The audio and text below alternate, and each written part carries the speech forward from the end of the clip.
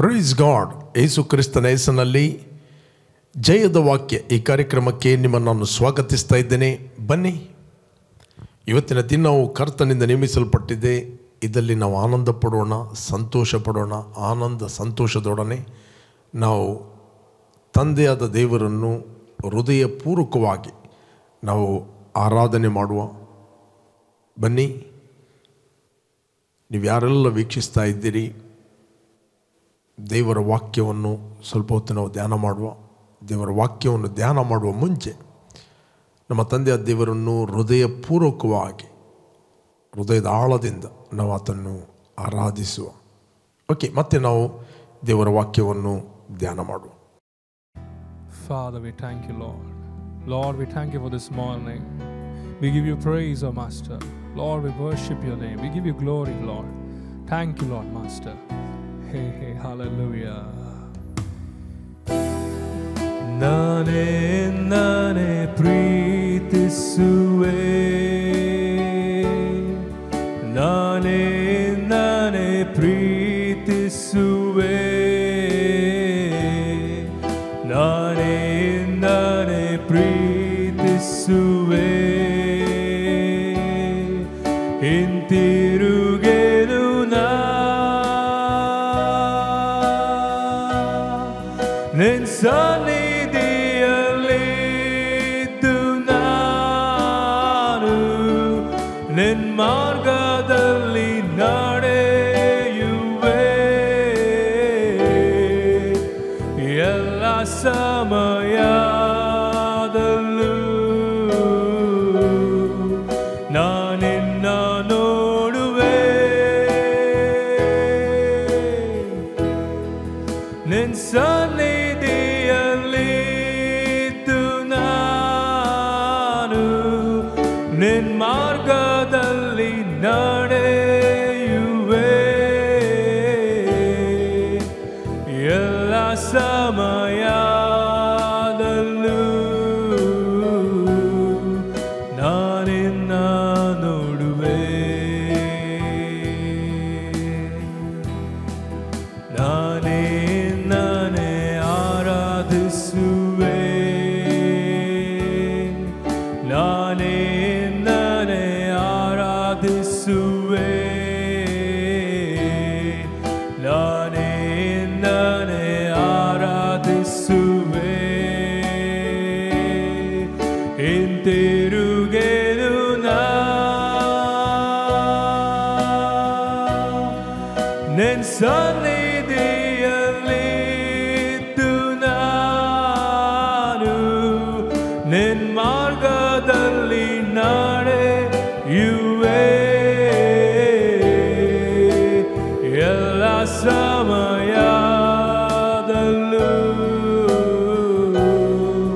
ನಾನಿನ್ನ ನೋಡುವೆ. ನಿನ್ನ ಸನ್ನಿಧಿಯಲ್ಲಿದ್ದು ನಾನು ನಿನ್ನ ಮಾರ್ಗದಲ್ಲಿ ನಡೆಯುವೆ. ಎಲ್ಲ ಸಮಯದಲ್ಲೂ ನಾನಿನ್ನ ನೋಡುವೆ. ನಾನೇ ಪ್ರೇಮಿಸುವೆ. ನಾನೇ ಸೇವಿಸುವೆ. ನಾನೇ ಸೇವಿಸುವೆ. ಹಿಂತಿರುಗೆನು ನಾ ನಿನ್ನ ಸನ್ನಿಧಿಯಲ್ಲಿದ್ದು ನಾನು ನಿನ್ನ ಮಾರ್ಗದಲ್ಲಿ ನಡೆಯುವೆ. ಎಲ್ಲ ಸಮಯದಲ್ಲೂ ನಾನಿನ್ನ ನೋಡುವೆ. ನಿನ್ನ ಸನ್ನಿಧಿಯಲ್ಲಿದ್ದು ನಾನು ನಿನ್ನ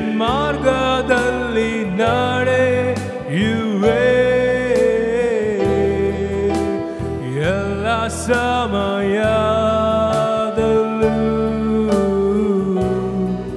ನಾನಿನ್ನ ನೋಡುವೆ. ನಾನಿನ್ನ ನೋಡುವೆ.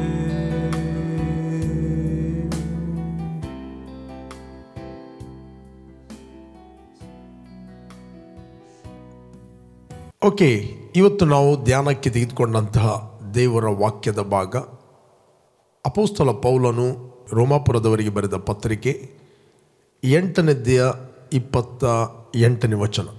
Romans 8 chapter 28 verse. ಇದನ್ನು ಓದುವ. ಇದಲ್ಲದೆ ದೇವರ ಸಂಕಲ್ಪದ ಮೇರೆಗೆ ಕರೆಯಲ್ಪಟ್ಟು ಆತನನ್ನು ಪ್ರೀತಿಸುವವರ ಹಿತಕ್ಕಾಗಿ ಎಲ್ಲ ಕಾರ್ಯಗಳು ಅನುಕೂಲವಾಗುತ್ತವೆ ಎಂದು ನಮಗೆ ಗೊತ್ತಿದೆ. Praise God.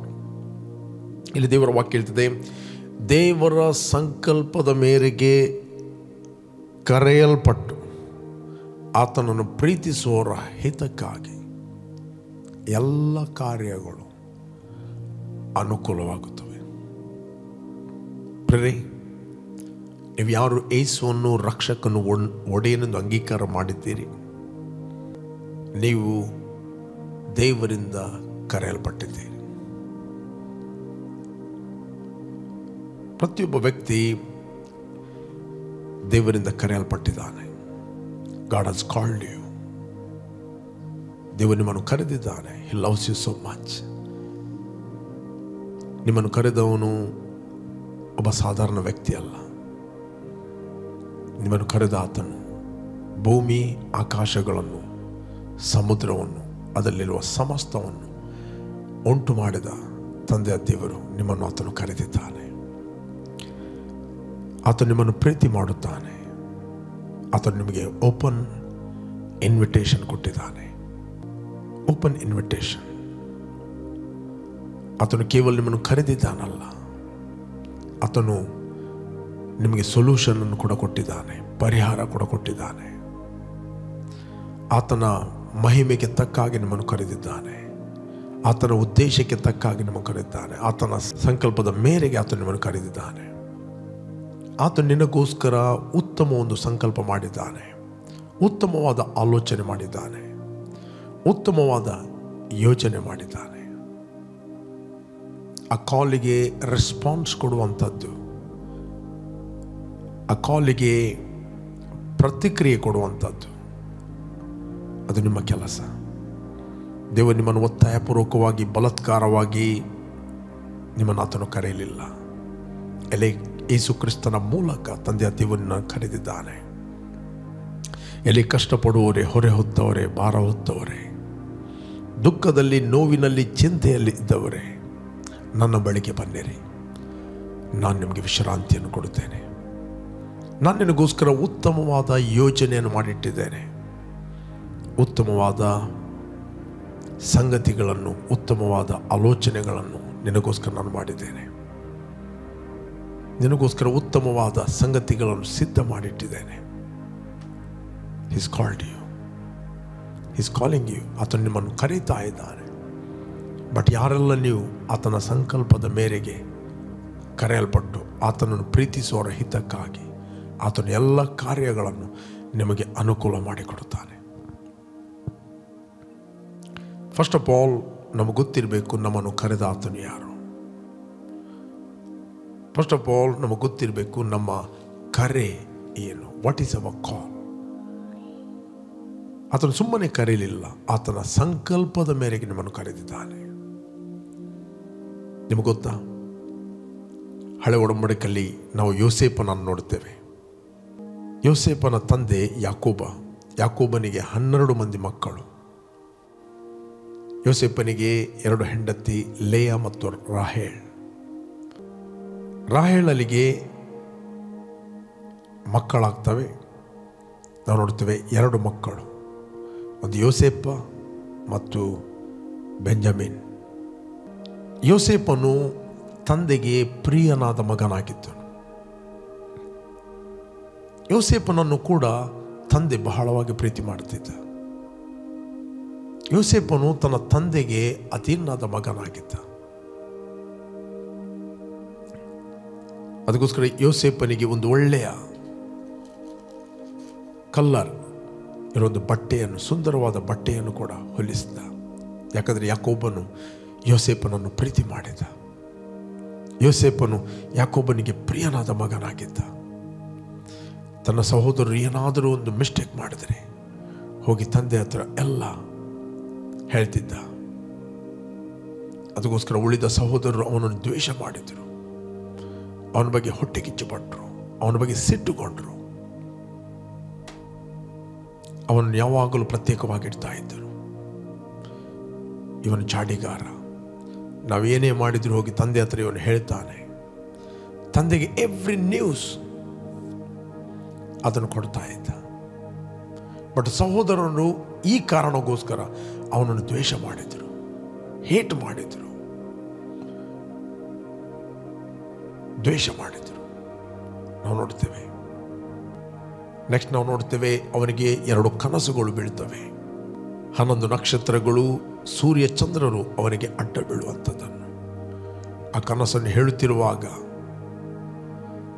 ತಂದೆ ಕೂಡ ಹೇಳಿದ, ಮಗನೇ ಇದೆಂಥ ಕನಸು? ಯಾಕಂದರೆ ಆ ಕನಸಿನ ಅರ್ಥ ಯಾಕೋಬನಿಗೆ ಅರ್ಥ ಇದೆ. ಯಾಕಂದರೆ ಯಾಕೋಬನು ಒಬ್ಬ ಪ್ರವಾದಿಯಾಗಿದ್ದ. ದ ಪ್ರಾಫೆಟಿಗೆ ಅದನ್ನು ಇಂಟರ್ಪ್ರೆಟ್ ಮಾಡ್ತಾನೆ. ಮಗ, ಎಂಥ ಕನಸು ಇದು? ನಾನು ಮತ್ತು ನಿನ್ನ ತಾಯಿ ನಿನಗೆ ಅಡ್ಡ ಬೀಳ್ತೇವೆಯಾ? ಇದೆಂಥ ಕನಸು? ನೆಕ್ಸ್ಟ್ ಸಹೋದರರು ಅವನಿಗೊಂದು ಹೆಸರಿಟ್ಟದು ಕನಸುಗಾರ ಅಂತ. ಅವನನ್ನು ದ್ವೇಷ ಮಾಡಿದರು.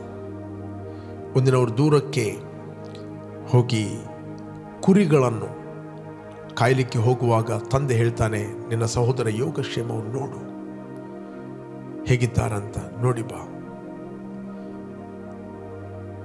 ಯಾಕೋಬನು ಯೋಸೇಫನನ್ನು ಕಳಿಸ್ತಾನೆ. ಯೋಸೇಫನು ಹುಡುಕ್ತಾನೆ. ಹುಡುಕುವಾಗ ಅವರು ಸಿಗ್ತಾರೆ ದೋತಾನಿಗೆ. ಅಲ್ಲಿ ಸಿಗ್ತಾರೆ, ಹೋಗ್ತಾನೆ. ಆಗ ಹೇಳ್ತಾರೆ, ಈ ಕನಸುಗಾರ ಬಂದ, ಇವನನ್ನು ಈ ಸರ್ತಿ ಬಿಡುವುದು ಬೇಡ. 10 ಜನ ಕೂಡ ಒಟ್ಟಾಗಿ ಅವ್ರು ಹೇಳಿದರು, ಇವನನ್ನು ಕೊಲ್ಲುವ.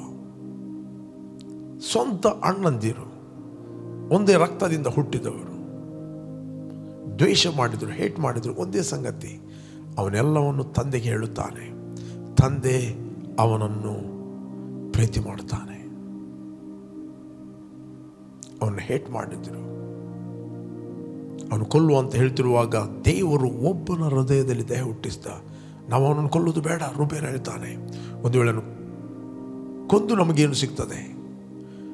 ಅವನನ್ನು ಈ ನೀರಿಲ್ಲದ ಬಾವಿಯಲ್ಲಿ ನಾವು ಹಾಕುವ. ಅವನನ್ನು ಅಲ್ಲಿ ಹಿಡಿದು ನೀರಿಲ್ಲದ ಬಾವಿಯಲ್ಲಿ ಹಾಕಿದರು. ಕಡೆಗೆ ಅಲ್ಲಿ ಇಷ್ಮಾಯೇಲರು ಆ ದಾರಿಯಲ್ಲಿ ಹೋಗುತ್ತಿರುವಾಗ ಅವರು ವರ್ತಕರು ಅವನನ್ನು ಅವರಿಗೆ ಮಾರ್ತಾರೆ. ನಮಗೊತ್ತು, ಅಲ್ಲಿ ಮಾರ್ತಾರೆ. ಆ ಇಷ್ಮಾಯೇಲರು ಕೊಂಡೋಗಿ ಫರೋವನ ಮೈಗವನ ದಳವಾಯಿ ಆಗಿದ್ದ ಪೊಟಿಫರನಿಗೆ ಅವರು ಮಾರ್ತಾರೆ. ನಾವು ನೋಡ್ತೇವೆ 39ನೇ ಅಧ್ಯಾಯದಲ್ಲಿ ಯೋಸೇಫನ ಬಗ್ಗೆ ನೋಡ್ತೇವೆ. ಯೋಸೇಫನು ಸಫಲನಾದ ವ್ಯಕ್ತಿಯಾಗಿದ್ದನು, ಯಾಕಂದ್ರೆ ದೇವರು ಆತನ ಸಂಗಡ ಇದ್ದ. ಯೋಸೇಫನು ಯಾವಾಗಲೂ ದೇವರನ್ನು ಧ್ಯಾನ ಮಾಡ್ತಾ ಇದ್ದ. ಯಾಕಂತ ಹೇಳಿದರೆ ಯೋಸೇಫನು ತನ್ನ ತಂದೆಗೆ ಪ್ರಿಯನಾದ ಮಗನಾಗಿದ್ದ. ತಂದೆ ಅವನಿಗೆಲ್ಲವನ್ನು ದೇವರ ವಿಷಯವಾದ ಸೂಕ್ಷ್ಮ ಸಂಗತಿಗಳನ್ನು ಆತನಿಗೆ ಬೋಧಿಸಿದ. ಈ ಯಾಕೋಬನು ಯೋಸೇಫನಿಗೆ ಎಲ್ಲವನ್ನು ಬೋಧಿಸಿದ.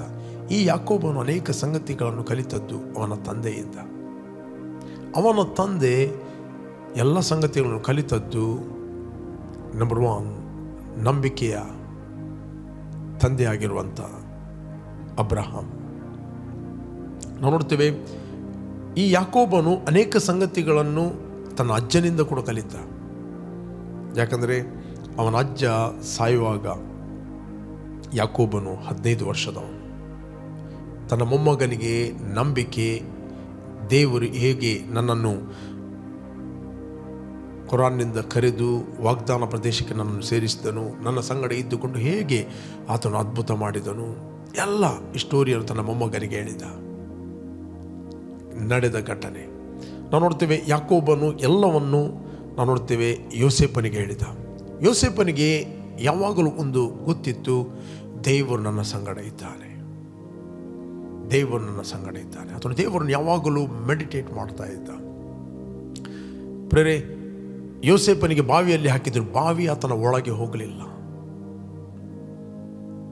ಯೋಸೇಫನ ಡ್ರೀಮನ್ನು ಕಿಲ್ ಮಾಡಲಿಕ್ಕೆ ನೋಡಿದರು. ಆತನ ಒಳಗಿದ್ದು ಕನಸು ಇತ್ತು, ದೇವರು ಕೊಟ್ಟದ್ದು, ಅದನ್ನು ಕಿಲ್ ಮಾಡಲಿಕ್ಕೆ ನೋಡಿದರು. ಅವ್ರು ಹೇಳ್ತಾರೆ, ಸಹೋದರರು, ಈ ವ್ಯಕ್ತಿಯನ್ನು ಕೊಲ್ಲುವ, ಇವನ ಕನಸುಗಳಿಗೆ ಏನಾಗ್ತದೆ ನೋಡುವ ಅಂತ. ಪ್ರೇರೆ, ನಿಮ್ಮ ಒಳಗೆ ದೇವರು ಒಂದು ಕನಸು ಕೊಟ್ಟಿದ್ರೆ no one can stop the dream. Maybe ಸಾವಿರಾರು ಜನರು ಎಲ್ಲರೂ ನಿನಗೆ ವಿರುದ್ಧವಾಗಿ ನಿನ್ನ ಕನಸು ಏನಾಗ್ತದಂತ ಅದನ್ನು ಮುಚ್ಚಲಿಕ್ಕೆ ನೋಡಬಹುದು. ಬಟ್ ದೇವರು ಅನೇಕ ವಿರೋಧಿಗಳ ಮಧ್ಯದಲ್ಲಿ ಎಲ್ಲ ಕಾರ್ಯಗಳನ್ನು ನಿನಗೆ ಅನುಕೂಲ ಮಾಡಿಕೊಡ್ತಾನೆ. ಮೇ ಬಿ ನಿನಗೆ ಸಂಗತಿಗಳು ಕಾಣ್ಬೋದು ಎಲ್ಲವೂ ಮುಳುಗಿತ್ತು ಅಂತ. ದೇವರ ಸಂಕಲ್ಪದ ಮೇರೆಗೆ ಕರೆಯಲ್ಪಟ್ಟು ಆತನು ಪ್ರೀತಿಸುವವರ ಹಿತಕ್ಕಾಗಿ ಆತನು ಎಲ್ಲ ಕಾರ್ಯಗಳನ್ನು ಅನುಕೂಲ ಮಾಡಿಕೊಡ್ತಾನೆ. ಇಲ್ಲಿ ನಾವು ನೋಡ್ತೇವೆ, ಯೋಸೇಫನಿಗೆ ದೇವರು ಅನುಕೂಲ ಮಾಡಿಕೊಟ್ಟ. ಆತನು ಮಾರಿದರು. ಇಷ್ಮಾಯಲನ್ನು ಪೊಟಿಫರನಿಗೆ ಮಾರಿದ. ಬೈಬಲ್ ಹೇಳ್ತದೆ, ಯೆಹೋವನು ಯೋಸೇಫನ ಸಂಗಡ ಇದ್ದದರಿಂದ ಅವನ ಧನಿ ಏಳಿಗೆ ಆದನು. ಕೈ ಹಾಕಿದ ಕೆಲಸವನ್ನು ದೇವರು ಬ್ಲೆಸ್ ಮಾಡಿದ.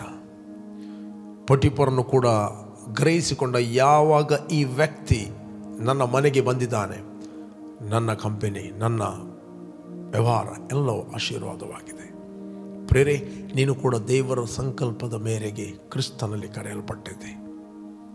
ನೀನು ಯಾವ ಕಂಪನಿಗೆ ಹೋಗ್ತೀಯೋ, ಯಾವ ಬಿಸ್ನೆಸ್ಸಿಗೆ, ಯಾವ ಯಾವ ಯಾವ ಕೆಲಸಕ್ಕೆ ನೀನು ತಾಕ್ತೀಯೋ, you are the great blessing in that company, because God is with you. ದೇವರು ನಿನ್ನ ಸಂಗಡ ಇದ್ದಾನೆ. ಸೇವಕರೇ, ನನ್ನನ್ನು ಈ ಕಂಪನಿಯಿಂದ ತೆಗೆದರು, ಭಯಪಡಬೇಡ. ನೀನು ಕಂಪನಿಯನ್ನು ಕಳ್ಕೊಂಡದ್ದಲ್ಲ, ಕಂಪನಿ ನಿನ್ನನ್ನು ಕಳ್ಕೊಂಡಿದೆ. ಯೋಸೇಫನು ತನ್ನ ದನಿಯ ಮನೆಯಲ್ಲಿ ಗುಲಾಮನಾಗಿ ಹೋಗಿದ್ದ. ಆತನು ಏಳಿಗೆ ಆದದ್ದು ಪೊಟಿಫರನ ನಿಮಿತ್ತದಿಂದ ಅಲ್ಲ, ಅವನು ಏಳಿಗೆ ಆದದ್ದು ಯೋಸೇಫನ ನಿಮಿತ್ತವಾಗಿ. ಯೋಸೇಫನ ಸಂಗಡ ದೇವರಿದ್ದ. Joseph was a successful man because God was with him. ಬೇಕಾದ್ರೆ ನಾವು ಅದನ್ನು ಓದುವ. ಆದಿಕಾಂಡ 39:2 ಯೆಹೋವನು ಯೋಸೇಫನ ಸಂಗಡ ಇದ್ದುದರಿಂದ ಅವನು ಏಳಿಗೆಯಾಗಿ ಐಗುಪ್ತನಾದ ತನ್ನ ದಣಿಯ ಮನೆಯೊಳಗೆ ಸೇವಕನಾದನು. ಯೆಹೋವನು ಯೋಸೇಫನ ಸಂಗಡವಿದ್ದು ಅವನು ಮಾಡುವ ಕೆಲಸವನ್ನೆಲ್ಲ ಸಫಲ ಮಾಡುವಂತೆ ಮಾಡುತ್ತಾನೆಂದು ಅವನ ದನಿಯು ತಿಳಿದು ಅವನ ಮೇಲೆ ದಯೆಯಿಟ್ಟು ಅವನನ್ನು ಸ್ವಂತ ಸೇವಕನನ್ನಾಗಿ ನೇಮಿಸಿಕೊಂಡನು. ಆತನು ಗುಲಾಮತನದಿಂದ ಪ್ರಮೋಟ್ ಆಗಿ ಸ್ವಂತ ಸೇವಕ ಆದ. ನಾವು ನೋಡ್ತೇವೆ, ಅಲ್ಲಿ ಕೂಡ ಆತನು ದೇವರಿಗೆ ಭಯಪಡುವನಾಗಿದ್ದ. ಅಲ್ಲ ನೋಡ್ತೇವೆ, ಪೊಟಿಫರ್ನ ಹೆಂಡತಿ ಅವನಿಗೆ ಶಾರೀರಿಕ ರಿಲೇಶನ್ಶಿಪ್ ಕರೀತಾಳೆ. ಅವನನ್ನು ತನ್ನ ದನಿ ಎಲ್ಲವನ್ನು ಆತನ ಮೇಲೆ ನಂಬಿಕೆ ಇಟ್ಟು ಆತನ ಕೈಯಲ್ಲಿ ಕೊಟ್ಟ. ಒಂದಿನ ಪೊಟಿಫರ್ನ ಎಲ್ಲ ಸಂದರ್ಭದಲ್ಲಿ ಆತನ ಹೆಂಡತಿ ಆಕೆ ಉಪಚಾರ ಮಾಡುತ್ತಿರುವಾಗ ಅವನು ಹಿಡಿತಾಳೆ. ಆಗ ಆತನು ಬಟ್ಟೆಯನ್ನು ಬಿಟ್ಟು ಓಡುತ್ತಾನೆ. ಆಕೆ ಮೊದಲು ಹೇಳ್ತಾಳೆ, ನನ್ನ ಗಂಡ ಮನೆಯಲ್ಲಿಲ್ಲ, ಬಾ ನನ್ನೊಟ್ಟಿಗೆ. ಯೋಸೇಫನು ಆತನ ಒಳಗೆ ಒಂದು ಕಾನ್ಷಿಯಸ್ ಇತ್ತು. ಅದನ್ನು ಹೇಳ್ತಾನೆ, ನನ್ನ ದೇವರಿಗೆ ವಿರುದ್ಧವಾಗಿ ನಾನು ಹೇಗೆ ಪಾಪ ಮಾಡಲಿ? How can I sin against my god? ಆ ಒಂದು ಕಾನ್ಷಿಯಸ್. ಕಡೆಗೆ ಅವನ ಮೇಲೆ ಆಕೆ ದೂರ ಹೇಳ್ತಾ ಇದ್ದಾಳೆ, ಆ ಇಬ್ರಿಯನು ನಮ್ಮ ಮನೆಯಲ್ಲಿ ನೀನು ತಂದಿದ್ದಿ, ಅವನು ನನಗೆ ಬಲಾತ್ಕಾರ ಮಾಡಿದ. ಅವನು ಸಿಟ್ಟುಕೊಂಡು ಪೊಟಿಫರ್ನು ಅವನನ್ನು ಸೆರೆಮನೆಯಲ್ಲಿ ಹಾಕ್ತಾರೆ. ಸೆರೆಮನೆಯಲ್ಲಿ ಕೂಡ ನಾವು ನೋಡ್ತೇವೆ, ಯೆಹೋವನು ಯೋಸೇಫನ ಸಂಗಡ ಇದ್ದನು ಅಂತ. ಯೋಸೇಫನ ಸಂಗಡ ಇದ್ದನು. ಪ್ರಿಯರೇ, ಪೊಟಿಫರ್ನ ಮನೆಗೆ ಹೋದರೂ ಪೊಟಿಫರ್ನ ಹೆಂಡತಿ ತನ್ನ ಒಳಗೆ ಹೋಗಲಿಲ್ಲ. ದೇವರು ಆತನ ಒಳಗಿದ್ದನು. ಆ ಡ್ರೀಮ್ ಆತನ ಒಳಗಿತ್ತು. ಜೈಲಿಗೆ ಹೋದರೂ ಜೈಲು ಆತನ ಒಳಗೆ ಹೋಗಲಿಲ್ಲ. ಆತನ ಒಳಗೆ ದೇವರಿದ್ದನು. God was with him. ಆತನ ಹಾದಿ ನೋಡುವಾಗ ಬಹಳ ಕಠಿಣವಾದ್ದು. ಇಲ್ಲಿಂದ ನಾವು ನೋಡ್ತೇವೆ, ಆತನು ಇಬ್ಬರು, ಒಂದು ಪಾನದಾಯಕ ಮತ್ತೊಬ್ಬ ಭಕ್ಷ್ಯದಾಯಕ ಅಡುಗೆಯವ, ಇಬ್ಬರು ಜೈಲಿಗೆ ಬರ್ತಾರೆ. ಇಬ್ಬರಿಗೂ ಕನಸು ಬೀಳ್ತದೆ. ಇಬ್ಬರ ಕನಸಿನ ಅರ್ಥವನ್ನು ಯೋಸೇಫನು ಹೇಳ್ತಾನೆ, ನಮ್ಗೆ ಗೊತ್ತು. ಒಬ್ಬನಿಗೆ ಹೇಳ್ತಾನೆ, ನಿನ್ನ ಕೆಲಸ ನಿನಗೆ ತಿರುಗಿ ಸಿಗ್ತದೆ, ಆಗ ನೀನು ಆ ಸ್ಥಾನಕ್ಕೆ ಹೋಗುವಾಗ ನನ್ನನ್ನು ನೆನಪು ಮಾಡಿಕೊ. ಇನ್ನೊಬ್ಬನಿಗೆ ಹೇಳ್ತಾನೆ, 3 ದಿನದಲ್ಲಿ ನಿನ್ನನ್ನು ಗಲ್ಲಿಗೆ ಹಾಕ್ತಾರೆ, ಪಕ್ಷಿಗಳು ನಿನ್ನ ಹೆಣವನ್ನು ತಿಂತಾರೆ. ಅವನು ಹೇಳಿದಾಗೆ ಆಯಿತು. ದ ಬೈಬಲ್ ಹೇಳ್ತದೆ, ಪಾನದಾಯಕನು ಅವನನ್ನು ಮರೆತು ಬಿಟ್ಟ. ಆಫ್ಟರ್ 2 years ಪೋಟಿಫರನಿಗೆ, ನಾವು ನೋಡ್ತೇವೆ, ಫರೋವನಿಗೆ ಒಂದು ಕನಸು ಬೀಳ್ತದೆ. ಫರೋವನಿಗೆ ಕನಸು ಬೀಳ್ತದೆ, ಫರೋಗೆ. ಆ ಕನಸಿನ ಅರ್ಥವನ್ನು ಹೇಳುವವರು ಯಾರಿರಲಿಲ್ಲ. ಆಗ ಅವನಿಗೆ ನೆನಪು ಬರ್ತದೆ ಪಾನದಾಯಕನಿಗೆ.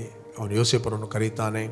ಯೋಸೇಫನು ಶೌರ್ಯ ಮಾಡಿ ಸ್ನಾನ ಮಾಡಿ ರಾಜನ ಮುಂದೆ ನಿಲ್ಲುತ್ತಿರುವಾಗ, ನೀನು ಕನಸುಗಳ ಅರ್ಥವನ್ನು ಹೇಳ್ತೀಯ.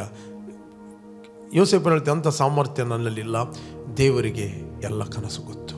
He was always depending upon god. ತನ್ನನ್ನು ಆತನು ಹೊಗಳುವುದಿಲ್ಲ, ನನ್ನ ಹತ್ರ ಗಿಫ್ಟ್ ಇದೆ ಅಂತ ಹೇಳುವುದಿಲ್ಲ, ನನ್ನ ಹತ್ರ ಅಂತ ಏನೂ ಇಲ್ಲ, ಬಟ್ ದೇವರಿಗೆಲ್ಲ ಗೊತ್ತು. ಪ್ರೇರೆ, ದೇವರು ನಮಗೆ ಪ್ರಕಟಿಸದಿದ್ದರೆ ನಾವೇನೂ ಮಾಡಲಿಕ್ಕೆ ಆಗೋದಿಲ್ಲ. Our sufficiency is not from us, our ability is from God. ನಮಗಿರುವ ಸಾಮರ್ಥ್ಯವು ಅದು ದೇವರಿಂದ. ನಾವು ನೋಡ್ತೇವೆ ಆ ಕನಸಿನ ಅರ್ಥ 7 ವರ್ಷ ಸುಭಿಕ್ಷೆ, 7 ವರ್ಷ ಬರಗಾಲ. ಅವನನ್ನು ಐಗುಪ್ತ ದೇಶದ ಸರ್ವಾಧಿಕಾರಿಯನ್ನಾಗಿ ನೇಮಿಸ್ತಾನೆ. 7 ವರ್ಷ ಸುಭಿಕ್ಷೆ ಆಯಿತು. 2ನೇ ವರ್ಷದಲ್ಲಿ ಆತನ ಸ್ವಂತ ಸಹೋದರರು ಆಹಾರವನ್ನು ಕೊಂಡುಕೊಳ್ಳಲಿಕ್ಕೆ ಐಗುಪ್ತ ದೇಶಕ್ಕೆ ಬರ್ತಾರೆ. ಪ್ರೇರೆ, ನಾವು ನೋಡ್ತೇವೆ ಐಗುಪ್ತ ದೇಶದಲ್ಲಿ ಅವರಿಗೆ ತನ್ನ ಸಹೋದರನ ಯೋಸೇಫನ ಪರಿಚಯ ಆಗ್ತದೆ. ಈ ಚಾಪ್ಟರ್ ಓದಿ ಪರಿಚಯ ಆಗ್ತದೆ. ಯಾಕೋಬನು ಅವರೊಟ್ಟು 70 ಮಂದಿ ಐಗುಪ್ತ ದೇಶದಲ್ಲಿ ಬರ್ತಾರೆ. ನಾವು ನೋಡ್ತೇವೆ ಟೋಟಲ್ 66 ಮಂದಿ, ಇವರು 4 ಮಂದಿ, ಟೋಟಲ್ 70 ಮಂದಿ. ಕಡೆಗೆ ಸುಮಾರೊಂದು 17 ವರ್ಷ ತಂದೆ ಅಲ್ಲಿ ಇರ್ತಾನೆ. ತಂದೆ ಸಾಯ್ತಾನೆ. ತಂದೆ ಸಾಯುವಾಗ ತನ್ನ ಸ್ವಂತ ಸಹೋದರಿಗೆ ಭಯ ಸ್ಟಾರ್ಟ್ ಆಗ್ತದೆ. ಎಲ್ಲಿಯೋ ನಮ್ಮ ಸಹೋದರಿಗೆ ತಂದೆ ಹೋದ, ನಮ್ಮನ್ನೇನೋ ಪನಿಷ್ಮೆಂಟ್ ಮಾಡ್ತಾನೆ, ಏನೋ ನಾವು ಅವನಿಗೆ ವಿರುದ್ಧವಾಗಿ ತಪ್ಪು ಮಾಡಿದೆವು. ಆಗ ಯೋಸೇಫನು ಹೇಳ್ತಾನೆ, ಅವರನ್ನು ಪ್ರೀತಿಯಿಂದ ಕರೆದು, ನೀವು ನನಗೆ ಕೇಡಾಗಬೇಕೆಂದು ಎನಿಸಿದಿರಿ, ದೇವರು ಮೇಲಾಗಬೇಕೆಂದು ಸಂಕಲ್ಪ ಮಾಡಿದನು. 50ನೇ ಅಧ್ಯಾಯ 19ನೇ ವಚನ ಮತ್ತು 20 ಆದಿಕಾಂಡ. ಬೇಕಾದ್ರೆ ನಾನು ನಿಮಗೋಸ್ಕರ ಈ ಸಂಗತಿಯನ್ನು ನಾನು ಓದ್ತೇನೆ. 50 ಚಾಪ್ಟರ್ 19 ವರ್ಸ್. ಯೋಸೇಫನು ಅವರಿಗೆ, ಹೆದರಬೇಡ್ರಿ, ನಾನೇನು ದೇವರ ಪ್ರತಿನಿಧಿಯೇ, ನೀವಂತೂ ನನಗೆ ಕೇಡಾಗಬೇಕೆಂದು ಎಣಿಸ್ತೀರಿ, ಆದರೆ ದೇವರು ಮೇಲಾಗಬೇಕೆಂದು ಸಂಕಲ್ಪಿಸಿದನು. 20ನೇ ವಚನ, ನೀವಂತೂ ನನಗೆ ಕೇಡಾಗಬೇಕೆಂದು ಎಣಿಸ್ತೀರಿ, ಆದರೆ ದೇವರು ಮೇಲಾಗಬೇಕೆಂದು ಸಂಕಲ್ಪಿಸಿದನು. ದೇವರ ಸಂಕಲ್ಪದ ಮೇರೆಗೆ ಕರೆಯಲ್ಪಟ್ಟು ಆತನನ್ನು ಪ್ರೀತಿಸುವವರ ಹಿತಕ್ಕಾಗಿ ಆತನು ಎಲ್ಲ ಕಾರ್ಯಗಳನ್ನು ಅನುಕೂಲ ಮಾಡುತ್ತಾನೆ. ಮೇ ಬಿ ಇಂಥ ಸ್ಥಿತಿಯಲ್ಲಿ ನೀನು ಇರಬಹುದು. ಅನೇಕರು ನಿನಗೆ ಕೇಡಾಗಬೇಕೆಂದು ಎನಿಸ್ಬೋದು. ಅನೇಕರು ನೀನು ಕೆಲಸ ಮಾಡುವ ಜಾಗದಲ್ಲಿ ನಿನಗೆ ಕೇಡಾಗಬೇಕು ಅಂತ ಅನಿಸ್ಬೋದು. ನೀವು ಸೇವೆ ಮಾಡುವ ಜಾಗದಲ್ಲಿ ನಿನಗೆ ಕೇಡಾಗಬೇಕೆಂದು ಅನಿಸ್ಬೋದು. ಬಟ್ ಅವರ ಕೇಡುಗಳನ್ನು ನೀನು ಮೆಡಿಟೇಟ್ ಮಾಡಬೇಡ. ನೀನು ದೇವರ ಸಂಕಲ್ಪದ ಮೇರೆಗೆ ಕರೆಯಲ್ಪಟ್ಟವನಾಗಿದೆ. You are called by God. ನೀನು ದೇವರಿಂದ ಕರೆಯಲ್ಪಟ್ಟವನು. ದೇವರ ಸಂಕಲ್ಪದ ಮೇರೆಗೆ ಕರೆಯಲ್ಪಟ್ಟು ಆತನನ್ನು ಪ್ರೀತಿಸುವವರ ಹಿತಕ್ಕಾಗಿ ನಿನಗೆ ಎಲ್ಲ ಕಾರ್ಯಗಳನ್ನು ಆತನು ಅನುಕೂಲ ಮಾಡುತ್ತಾನೆ. ಹೇಗೆ ಯೋಸೇಫನು ದೇವರನ್ನು ಪ್ರೀತಿ ಮಾಡಿದ, ಆತನು ದೇವರಿಂದ ಕರೆಯಲ್ಪಟ್ಟ. ಆತನಿಗೆ ಗೊತ್ತಿತ್ತು ನಾನು ದೇವರಿಂದ ಕರೆಯಲ್ಪಟ್ಟ ಅಂತ. ದೇವರು ತನ್ನ ಸಹೋದರರು ಯಾರೆಲ್ಲ ಅವನಿಗೆ ಕೇಡಾಗಬೇಕೆಂದು ಎನಿಸಿದರು, ದೇವರೆಲ್ಲ ಕಾರ್ಯಗಳನ್ನು ಅವನಿಗೆ ಅನುಕೂಲ ಮಾಡಿಕೊಟ್ಟ. ಅವನು ರೀಚ್ ಆಗಬೇಕಾದ ಡೆಸ್ಟಿನಿಗೆ, ಆತನು ರೀಚ್ ಆಗಬೇಕಾದ ಗುರಿಗೆ, ತಲುಪಬೇಕಾದ ಗುರಿಗೆ ಆತನು ತಲುಪುವಂತೆ ದೇವರು ಎಲ್ಲ ಕಾರ್ಯಗಳನ್ನು ಅವನಿಗೆ ಅನುಕೂಲ ಮಾಡಿಕೊಟ್ಟ. ಅವನ ಮಾರ್ಗಗಳನ್ನು ಸರಾಗ ಮಾಡಿದ. ನಾವು ನೋಡ್ತೇವೆ ಪ್ರಿಯರೇ, ದೇವರು ನಿನ್ನ ಮಾರ್ಗಗಳನ್ನು ಕೂಡ ಆತನು ಸರಾಗ ಮಾಡುತ್ತಾನೆ. ಪರಿಸ್ಥಿತಿಗಳನ್ನು ನೋಡಬೇಡ, ಸಮಸ್ಯೆಗಳನ್ನು ನೋಡಬೇಡ, ಇನ್ನೊಬ್ಬರ ಕ್ರಿಟಿಸೈಸ್ ಅಪಪ್ರಚಾರಗಳನ್ನು ನೋಡಬೇಡ. ದೇವರ ಕರೆಯನ್ನು ನೋಡು, ದೇವರ ವಾಕ್ಯವನ್ನು ನೋಡು. ದೇವರನ್ನು ಕರೆದಿದ್ದಾನೆ. ಆತನು ಪ್ರೀತಿಸುವವರ ಹಿತಕ್ಕಾಗಿ ಆತನು ನಿನಗೆ ಎಲ್ಲ ಕಾರ್ಯಗಳನ್ನು ಅನುಕೂಲ ಮಾಡಿಕೊಡುತ್ತಾನೆ. ಯೋಸೇಫ್ ಹೇಳಿದ್ದಾನೆ, ನೀವು ನನಗೆ ಕೇಡಾಗಬೇಕೆಂದು ಎನಿಸ್ತೀರಿ, ಆದರೆ ದೇವರು ಮೇಲಾಗಬೇಕು ಸಂಕಲ್ಪ ಮಾಡಿದ್ದಾನೆ. ದೇವರ ಸಂಕಲ್ಪವೇ ನೆರವೇರುವುದು. ದೇವರ ವಾಕ್ಯ ಹೇಳಿದೆ, ಆತನು ಅನ್ಯರ ಸಂಕಲ್ಪಗಳನ್ನು ಆಲೋಚನೆಗಳನ್ನು ವ್ಯರ್ಥ ಮಾಡುತ್ತಾನೆ. ಆತನ ಸಂಕಲ್ಪವೇ ನೆರವೇರುವುದು. ಆತನ ಆಲೋಚನೆ ನಿನ್ನ ಜೀವಿತದಲ್ಲಿ ಕದಲುವುದಿಲ್ಲ. ಪ್ರೇರಣೆ, ನಾನು ನಿಮಗೆ ಎನ್ಕರೇಜ್ ಮಾಡ್ತೇನೆ. ನೀವು ದೇವರಿಂದ ಕರೆಯಲ್ಪಟ್ಟವರು, ನಿಮ್ಮ ಕರೆಯಲ್ಲಿ ದೃಢವಾಗಿ ನಿಲ್ಲಿರಿ. ಒಂದು ಕಿಂಚಿತ್ತು ಕೂಡ ತನ್ನ ಸಹೋದರರ ಮೇಲೆ ಅವನಿಗೆ ಬಿಟರ್ನೆಸ್ ಇಲ್ಲ, ದ್ವೇಷ ಇಲ್ಲ. ಯಾಕಂತ ಹೇಳಿದ್ರೆ ದೇವರ ಸಂಕಲ್ಪದ ಮೇಲೆ ಕರೆಯಲ್ಪಟ್ಟ ವ್ಯಕ್ತಿ, ದೇವರ ಮೇಲೆ ದೃಷ್ಟಿ ಇಟ್ಟ ವ್ಯಕ್ತಿ, ದೇವರ ಮೇಲೆ ನಂಬಿಕೆ ಇಟ್ಟ ವ್ಯಕ್ತಿ, ಅವನಿನ್ನೊಬ್ಬರ ಮೇಲೆ ಹೊಟ್ಟೆಗಿಚ್ಚು ಪಡೋದಿಲ್ಲ, ಅವನಿನ್ನೊಬ್ಬರ ಮೇಲೆ ಕಹಿ ಭಾವನೆ ಇಡುವುದಿಲ್ಲ, ಮುಯಿ ತೀರಿಸುವುದಿಲ್ಲ. He always walk in love because God love him. ಆತನು ದೇವರು ಪ್ರೀತಿ ಮಾಡಿದ್ದಾನೆ. ನಾನು ನಿಮಗೋಸ್ಕರ ನಾನು ಪ್ರಾರ್ಥನೆ ಮಾಡ್ತೇನೆ. ಯಾರು ನೀವು ಫಸ್ಟ್ ಟೈಮ್ ವೀಕ್ಷಿಸ್ತಾ ಇದ್ದೀರಿ, ಇಷ್ಟರವರೆಗೆ ನೀವು ಯೇಸುವನ್ನು ಅಂಗೀಕಾರ ಮಾಡದಿದ್ದರೆ, it's the right time. Call Jesus in your heart. ನಿಮ್ಮ ಹೃದಯದಲ್ಲಿ ಯೇಸುವನ್ನು ಕರೆಯಿರಿ. ನಾನು ನಿಮಗೋಸ್ಕರ ಪ್ರಾರ್ಥನೆ ಮಾಡ್ತೇನೆ.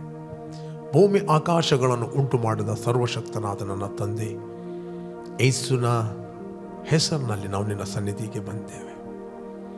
ಯೇಸುವೆ, ನೀನು ಸುರಿಸಿದ ರಕ್ತದ ಮೂಲಕ ನನ್ನ ಅಪರಾಧಗಳು ಪರಿಹಾರವಾಗಿ ನನಗೆ ಬಿಡುಗಡೆ ಆಯಿತು. ನಾನು ಕ್ರಿಸ್ತನಲ್ಲಿ ನೀತಿವಂತನು. ಮತ್ತು ಬಾಯಿಂದ ಅರಿಕೆ ಮಾಡುತ್ತೇನೆ, ಯೇಸುವೆ ನನ್ನ ಕರ್ತನು. ನಾನು ದೇವರ ಸಂಕಲ್ಪದ ಮೇರೆಗೆ ಕರೆಯಲ್ಪಟ್ಟವನಾಗಿದ್ದೇನೆ. ದೇವರ ಯೋಜನೆಯ ಮೇರೆಗೆ ನಾನು ಕರೆಯಲ್ಪಟ್ಟವನಾಗಿದ್ದೇನೆ. I am called by God. I thank you Lord your grace, thank you Lord anointing, thank you Lord your favour of God. ತಂದೆ, ಯಾರೆಲ್ಲ ನಿನ್ನ ಸಂಕಲ್ಪದ ಮೇರೆಗೆ ಕರೆಯಲ್ಪಟ್ಟಿದ್ದಾರೋ, ನಿನ್ನನ್ನು ಪ್ರೀತಿಸುವವರ ಹಿತಕ್ಕಾಗಿ ಎಲ್ಲ ಕಾರ್ಯಗಳು ಅವರಿಗೆ ಅನುಕೂಲವಾಗಲಿ. ಟು ರೀಚ್, ಅವರು ಮುಟ್ಟಬೇಕಾದ ಗುರಿಗೆ ಅವರು ಮುಟ್ಟುವಂತೆ. I bless each and every one in Jesus name. Amen, amen, amen. Praise God. ಪ್ರಿಯರೇ, ಯಾರು ನೀವು ಇವತ್ತು ಬರ್ತ್ಡೇ ಮತ್ತು ವೆಡ್ಡಿಂಗ್ ಆ್ಯನಿವರ್ಸರಿಯನ್ನು ಸೆಲೆಬ್ರೇಟ್ ಮಾಡ್ತಾ ಇದ್ದೀರಿ, ನಿಮಗೋಸ್ಕರ ನಾವು ಪ್ರಾರ್ಥನೆ ಮಾಡ್ತೇವೆ. Blessed happy birthday and blessed happy wedding anniversary. ತಂದೆ, ಯಾರು ಬರ್ತ್ಡೇ ಮತ್ತು ವೆಡ್ಡಿಂಗ್ ಆ್ಯನಿವರ್ಸರಿಯನ್ನು ಸೆಲೆಬ್ರೇಟ್ ಮಾಡ್ತಾ ಇದ್ದಾರೋ ಅವರಿಗೆ ಹೊಸ ದಿನ ಕೊಟ್ಟಿದ್ದಿ.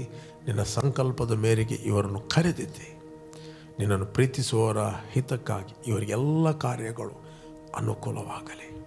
ನಿನ್ನ ಕೃಪೆ ಇವರ ಜೀವಿತದಲ್ಲಿ ಹೆಚ್ಚಾಗಲಿ ಎಂದು ನಾವು ಪ್ರಾರ್ಥಿಸ್ತೇವೆ. ಯೇಸು ನಾಮದಲ್ಲಿ ತಂದೆ, ಆಮೆನ್, ಆಮೆನ್. ಓಕೆ, ಜಯದ ವಾಕ್ಯ ಈ ಕಾರ್ಯಕ್ರಮವನ್ನು ಪ್ರತಿದಿನ ಬೆಳಿಗ್ಗೆ ಬಿಗ್ ಜೆ ಟಿವಿಯಲ್ಲಿ 7 ಗಂಟೆಯಿಂದ 7:30ಕ್ಕೆ ನೀವು ವೀಕ್ಷಿಸಿರಿ. 7:30ರಿಂದ 8 ಗಂಟೆವರೆಗೆ ಇದೇ ಕಾರ್ಯಕ್ರಮವನ್ನು ರಿಪೀಟ್ ಆಗಿ ನಮ್ಮ ಯೂಟ್ಯೂಬ್ ಚಾನಲ್ ವೀಕ್ಷಿಸ್ಬೋದು. ನಮ್ಮ YouTube channel pastor Roshan Lobo, word of victory church Udupi. ಪ್ರತಿದಿನ ಸಂಜೆ 7 ಗಂಟೆಯಿಂದ 8 ಗಂಟೆಗೆ ನಾನು ಫೇಸ್ಬುಕ್ ಮತ್ತು ಯೂಟ್ಯೂಬಲ್ಲಿ ಲೈವ್ ಆಗಿ ಮಾತಾಡ್ತಾ ಇದ್ದೇನೆ. ವೆಬ್ಸೈಟ್ ಇದೆ wordofvictory.in ಅಂತ. ಅದರಲ್ಲಿ ಸ್ಪೀಕ್ ಲೈಫ್ ಅಂತ ನೀವು ಕ್ಲಿಕ್ ಮಾಡಿದರೆ ನಿಮಗೆ 4 ಭಾಷೆಗಳಲ್ಲಿ ಅರಿಕೆ ಸಿಗ್ತದೆ: Kannada, English, Hindi, Konkani. Okay, you are all bless. Jesus loves you. Amen.